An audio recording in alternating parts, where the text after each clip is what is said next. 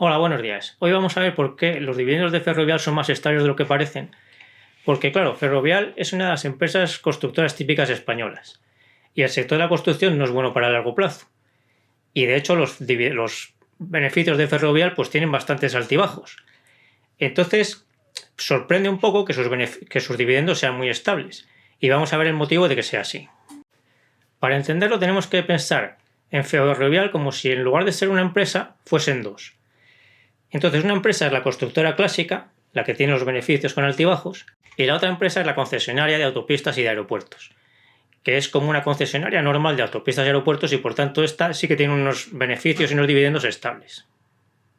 Entre las concesiones más importantes que tiene pues están el aeropuerto de Heathrow y la autopista 407 ETR en Canadá, pero tiene también otras en España, en el Reino Unido, en Estados Unidos y en otros países. Entonces, la estrategia conjunta de estas dos empresas, digamos, consiste en que la constructora va construyendo autopistas y aeropuertos y cuando están terminados se los pasa a la concesionaria y la concesionaria empieza a explotarlos como los hacen Abertis o AENA, por ejemplo.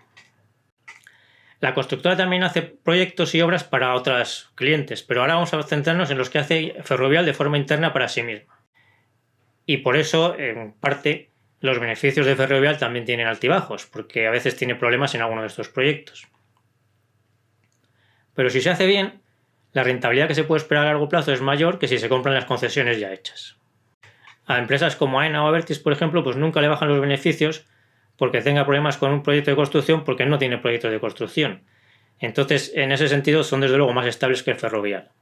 Lo que consigue Ferrovial con esto es que cada vez que termina un proyecto, ese proyecto se va uniendo a la cartera que ya tiene y esa cartera de proyectos de concesiones, de autopistas y aeropuertos, cada vez es mayor.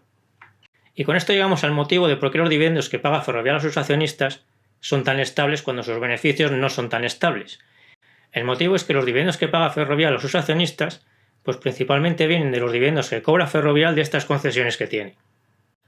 Aquí en esta tabla tenéis los datos de los dividendos, en dos columnas. Por un lado, los dividendos que Ferrovial cobra de sus concesiones y por otro lado, los dividendos que Ferrovial paga a sus accionistas. Entonces, como veis, son cifras bastante similares. A veces es un poco más, a veces es un poco menos, pero son cifras bastante similares.